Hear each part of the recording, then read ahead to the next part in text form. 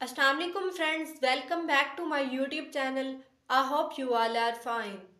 Friends, आज की इस वीडियो में हम डिस्कस करेंगे द न्यू क्लासिकल पीरियड जो 1660 से 1785 तक था।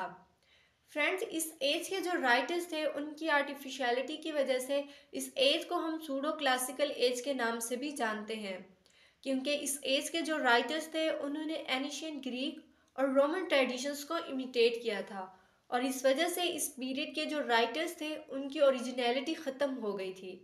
वीडियो को शुरू करने से पहले अगर आपने अभी तक हमारे चैनल को सब्सक्राइब नहीं किया तो अभी इसे सब्सक्राइब कर लें और साथ ही लगे घंटे के निशान को प्रेस कर लें ताकि नई आने वाली वीडियो आप तक पहुंचती रहे। Let's start the topic. अब फ्रेंड्स, हम इस एज के मेजर लिटरेरी फीचर्स देखते हैं। इस एज के जो राइटर्स थे उन्होंने एनिशियन ग्रीक और रोमन्स के स्टाइल को इमिटेट किया था।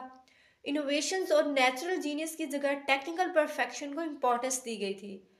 फ्रेंड्स, इस एज में ह्यूमन बींग्स को बहुत इम्पोर्टेंस दी गई थी, और इस एज का जो लिटरेरी आइडियल था वो आर्ट फॉर आर्ट सेक्स की बजाय आर्ट फॉर मैन सेक्स था। इस एज में ह्यूमन बीइंग के इंडिविजुअल क्वालिटीज़ की बजाय जनरल क्वालिटीज़ को इम्पोर्टेंस दी गई थी। थॉट और स्टाइल में इस सोफिस्टिकेशन को एम्फिसाइज किया गया था। फ्रेंड्स, इस पीरियड को फर्दर 3 शॉर्टर स्टेजेस में डिवाइड किया गया था, जिसमें जो फर्स्ट स्टेज थी उसे रेस्टोरेशन पीरियड कहा जाता था। ये 1660 से 1700 तक थी। सेकंड स्टेज हमारे पास द अगस्टन एज थी, जो 1702 से 1745 तक थी। थर्ड स्टेज हमारे पास द एज ऑफ सेंसिबिलिटी थी, जो 1745 से 1785 तक थी। फ्रेंड्स, अब हम इन स्टेजेस को वन बाय वन डिस्कस करते हैं। फर्स्ट स्टेज जो हमारे पास है वो है द रेस्टोरेशन पीरियड। इस पीरियड को रेस्टोरेशन पीरियड इसलिए कहते हैं क्योंकि इस पीरियड में जो मोनार्की थी उसकी रेस्टोरेशन के साथ साथ इंग्लिश लिटरेरी ट्रेडिशन को भी रिस्टोर किया गया था। चार्ल्स सेकंड के कॉमनवेल्थ पीरियड में जो चार्ल्स फर्स्ट का बेटा था वो फ्रांस चला गया।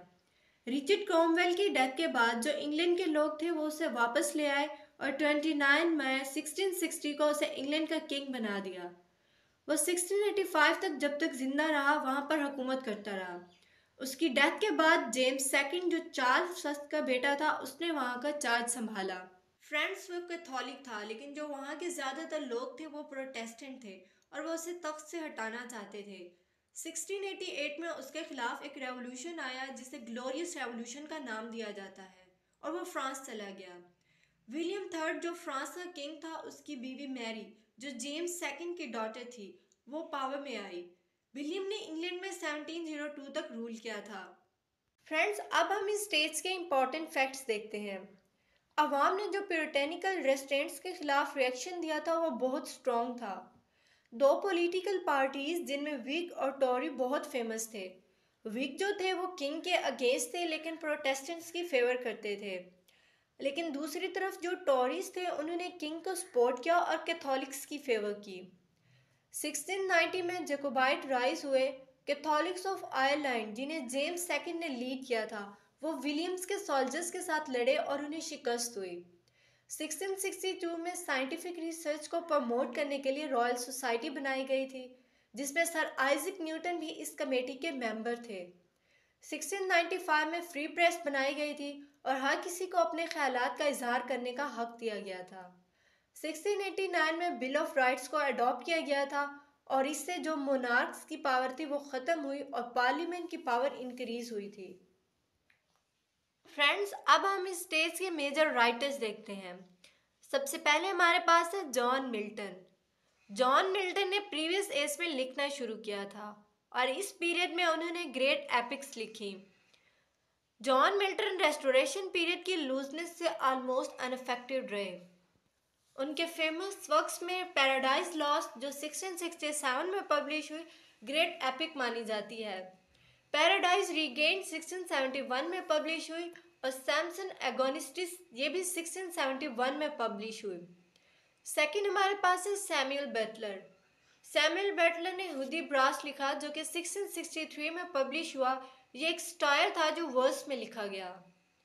थर्ड हमारे पास है जॉन बनियन।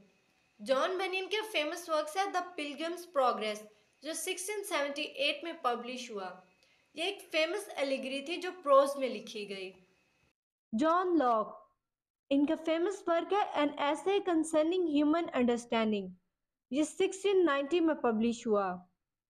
जॉन ड्राइडन, इनके फेमस वर्क्स में ऑल फॉर लव 1778 में पब्लिश हुआ, द इंडियन एम्परर 1665 में पब्लिश हुआ, औरंगजेब 1675 में पब्लिश हुआ, एब्सलोम एंड एकिटोफल 1681 में पब्लिश हुआ, मैकफ्लेक्नोय 1682 में पब्लिश हुआ and the essay of dramatic Poaceae 1668 में पब्लिश हुआ।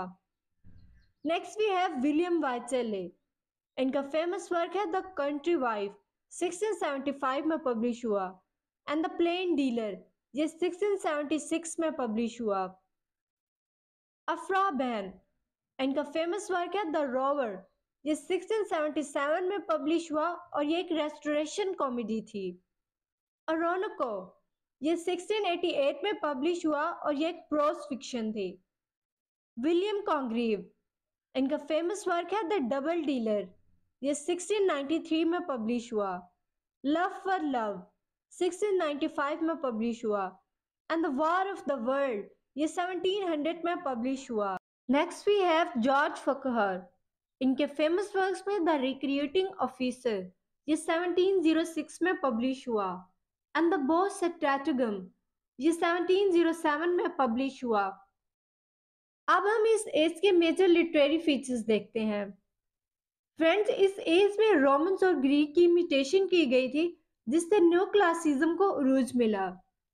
प्यूरिटन्स थे, उन्होंने इस पीरियड की लूजनेस को कंट्रोल किया और अपने वर्क्स में फोपरी और वल्गैरिटी को प्रमोट किया। इस पीरियड में ग्रेट एपिक्स को एलिगेंस और ग्रैंड्यूर के साथ लिखा गया था। ड्रामा जो था वो गाइटी और फ्रेंच लाइसेंटियस के साथ वापस आया और उसमें जो एलिजाबेथन सीरियसनेस और स्प्लेंड्योर था वो खत्म हो गया। कॉमेडी और heroic tragedy major dramatic genres बने। इसमें क्लासिकल टेक्स्ट की ट्रांसलेशन भी अपेयर हुई और जो हिस्टोरिकल वर्क्स था वो पॉपुलर हुआ। लिटरेचर की टू एक्सट्रीम को एग्जिस्ट सामने आई, जिनमें एक ग्रेट एपिक जैसे कि पैराडाइज लॉस्ट लिखी गई और दूसरा मॉरल विजडम जैसे द पिलग्रिम्स प्रोग्रेस लिखा गया और at the same time sensuous comedies जैसा कि द कंट्री वाइफ लिखी गई।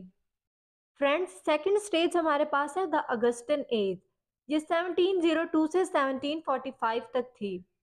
इस एज को हम अगस्टन एज इसलिए कहते हैं क्योंकि इस एज में जो राइटर्स थे उन्होंने इटली के राइटर्स को, जिन्होंने एम्परर अगस्टस के रीजन में लिखा था, उनके स्टाइल और एलिगेंस को इमिटेट किया।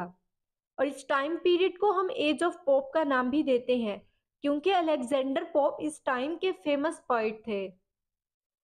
फ्रेंड्स, इस टाइम पीरियड में इंग्लैंड पर क्वीन एने, जिन्होंने 1702 से 14 तक रूल किया, और जॉर्ज फर्स्ट, जिन्होंने 1714 से 1727 और जॉर्ज सेकंड 1727 से 1760 तक रूल करते रहे।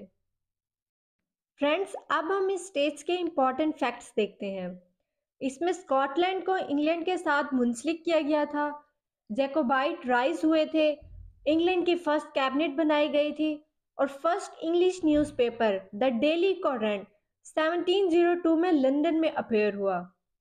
ढेर सारे कॉफी हाउसेस, पब्स और क्लब्स बनाए गए थे जिससे लोगों ने साथ मिलकर रहना सीखा।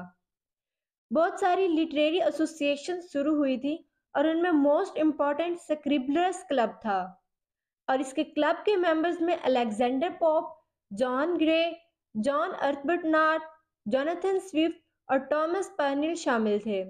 और इस पीरियड के दूसरे क्लब्स में किट कैट क्लब और स्पेक्टेटर्स क्लब शामिल थे। अब हम इस स्टेज की मेजर राइटर्स देखते हैं, जिनमें फर्स्ट वन हमारे पास है डैनियल डिफो। इनका फेमस वर्क है रोबिन्सन क्रूसो, यह 1719 में पब्लिश हुआ था। जोनाथन स्विफ्ट, और इनके फेमस वर्क्स में the battle of the books, ये 1704 में पब्लिश हुई थी। अ टेल ऑफ अ टब, ये 1704 में पब्लिश हुआ एंड ग्लूवियस ट्रैवल, ये 1726 में पब्लिश हुआ था। Joseph Addison and sir Richard Steele, इनका फेमस वर्क था द टैटलर एंड द स्पेक्टेटर, ये 1709 से 1712 तक पब्लिश हुआ था। एडिसन ने 555 एसेज में से 274 एसेज लिखे थे और जो पब्लिश हुए थे, और बाकी सारे एसेज रिचर्ड स्टील ने लिखे थे। Next we have Samuel Richardson. इनका फेमस वर्क है पैमिला और विर्चू रिवार्डेड, ये 1740 में पब्लिश हुआ था और ये फर्स्ट इंग्लिश नॉवल था। अलेक्जेंडर पोप, इनका फेमस वर्क था the rape of the lock, ये 1712 में पब्लिश हुआ था। डंसियार्ड, ये 1728 में पब्लिश हुआ। एपिस्टल टू डॉक्टर अर्बutनॉट, ये 1735 में पब्लिश हुआ। And an essay on criticism, ये 1711 में पब्लिश हुआ था। Next we have Henry Fielding और इनका फेमस वर्क था जोसेफ एंड्रयूज, ये 1742 में पब्लिश हुआ था। फ्रेंड्स, अब हम इस स्टेज के लिटरेरी फीचर्स देखते हैं। इसमें जो न्यू क्लासिकल स्पिरिट था वो राइज हुआ। पोइट्री जो थी वो विजुअल और वर्बल दोनों में अरोज हुई थी, जैसे होरेस की थ्योरी में फॉलो की गई। As in painting so in poetry. Writing में फॉर्मल, शॉर्ट और एलिगेंट स्टाइल स्टैंडर्ड स्टाइल बन गया। और इन क्रिएटिव वर्क्स में मॉडरेशन, रियलिज्म और रैशनलिज्म मेन प्रिंसिपल्स थे। रेगुलर पेंटामीटर, कपलेट और ब्लैक वर्स का इस्तेमाल किया गया था। और इस पीरियड में लिरिक पोइट्री का लूज डोमिनेंस हुआ। स्टिरिकल वर्सेस लिखना शुरू हुए और स्टिरिकल प्रोज सामने आया। फ्रेंड्स, इसमें जो फैक्ट और फिक्शन था उनको फॉर्म्स में ब्लेंड किया गया, जैसे बायोग्राफीज, पॉलिटिकल एलिग्रीज और रोमांटिक टेल्स वगैरह हैं। नॉवेल्स और जर्नलिज्म शुरू हुई थी और क्लासिकल टेक्स्ट की ट्रांसलेशन अपेयर हुई। विथ डिस्क्रिप्टिव इमेजेस और मेटाफर्स ये मेजर लिटरेरी डिवाइसेस बनी थी। लिटरेचर में पॉलिटिकल अवेयरनेस आई और लिटरेचर में जो अर्बन कल्चर था वो ओवर पावर आया। Next we have the age of sensibility, ये 1745 से 85 तक थी। फ्रेंड्स, इस एज को हम एज ऑफ सेंसिबिलिटी इसलिए कहते हैं क्योंकि इसमें जो रीजन, सेंसिबल व्यूज और ओरिजिनल जीनियस था उसने उस वक्त के लिटरेचर को कंट्रोल किया। और इस एज को हम एज ऑफ जॉनसन भी कहते हैं क्योंकि ये डॉक्टर सैमुअल जॉनसन के नाम से मशहूर थी। ये पोप की डेथ के बाद शुरू हुई और 1798 में एंड हुई, जब लिरिकल बैलेट्स का फर्स्ट एडिशन अपेयर हुआ था। अब हम इस एज के इंपॉर्टेंट फैक्ट्स देखते हैं। फ्रेंड्स, जेम्स वाट ने 1769 में स्टीम इंजन को इन्वेंट किया। 1733 में जॉन के ने फ्लाइंग शटल को इन्वेंट किया। 1764 में हारग्रीव्स ने स्पिनिंग जेनी इन्वेंट की। और इन सब इन्वेंशंस ने इंडस्ट्रियल रेवोल्यूशन में कंट्रीब्यूट किया, जिससे इंडस्ट्रियल टाउन्स अपेयर हुए और एग्रीकल्चर प्रोडक्शन में रेवोल्यूशन आई। ब्रिटिश ने 1757 में इंडिया में अपना एम्पायर बनाया और 1776 में उनकी अमेरिकन कॉलोनी लॉस्ट हो गई। 1764 में डॉक्टर जॉनसन ने अपना फेमस लिटरेरी क्लब बनाया, जिसे हम जॉनसन्स लिटरेरी क्लब के नाम से जानते हैं। और इसके मेंबर्स में पिट, बर्ग, फॉक्स, गिबन, गोल्डस्मिथ और दूसरे फेमस पोइट शामिल थे। इंडस्ट्रीज और कॉमर्स में तरक्की आई और पॉलिटिकल पार्टीज का राइज हुआ, लेकिन इस डेमोक्रेसी ने बहुत सारी प्रॉब्लम्स क्रिएट की और इससे सोशल इंफ्रास्ट्रक्चर में चेंज आया। फ्रेंड्स, 1789 में फ्रेंच रेवोल्यूशन स्टार्ट हुई और 1799 तक जारी रही। वोलेटायर और जेन जैक्वस ने इंडिविजुअलिज्म को पढ़ाया और फ्रीडम और इक्वालिटी के लिए रेवोल्यूशन को इंस्पायर किया। इसमें जो किंग और दूसरे नोबिलिटीज थे वो मुल्क में सारी अच्छी चीज़ों को एंजॉय कर रहे थे और जो आम लोग थे वो अपना हिस्सा लेने से भी महरूम थे। इस वजह से 1789 में एक बहुत बड़ा रेवोल्यूशन आया जिसमें सोशल इंजस्टिस पर बात की गई और इसे हम फ्रेंच रेवोल्यूशन का नाम देते हैं। इसमें लिबर्टी, इक्वालिटी और फ्रेटर्निटी का नारा लगाया गया। किंग और क्वीन को लोगों ने मिलकर तख्त से हटा दिया और इस रेवोल्यूशन ने इंग्लैंड के लोगों की लाइफ और उनके लिटरेचर पर बहुत असर डाला। एक पढ़ी लिखी मिडिल क्लास सामने आई और इससे पब्लिक में रीडिंग की रेंज बढ़ी। फ्रेंड्स, अब हम इस स्टेज के मेजर राइटर्स देखते हैं। फर्स्ट वन हमारे पास है सैमुअल रिचर्डसन। फ्रेंड्स, इन्होंने प्रीवियस एज में लिखना शुरू किया था और इस एज में इनके फेमस वर्क्स क्लैरिसा हार्लो 1748 में पब्लिश हुआ और सर चार्ल्स ग्रैनिसन ये 1754 में पब्लिश हुआ सामने आए। Next we have Henry Fielding. इनके फेमस वर्क्स में टॉम जोन्स, ये 1749 में पब्लिश हुआ, और एमिलिया, ये 1751 में पब्लिश हुआ। Next we have doctor Samuel Johnson. Friends, इनके फेमस वर्क्स में है डिक्शनरी, जो 1755 में पब्लिश हुई, and the history of Rasselas prince of Abyssinia, ये 1759 में पब्लिश हुआ।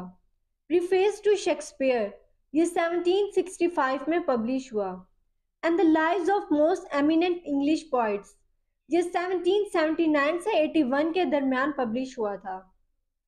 टॉमस ग्रे, इनका फेमस वर्क है elegy written in a country churchyard, ये 1751 में पब्लिश हुई थी।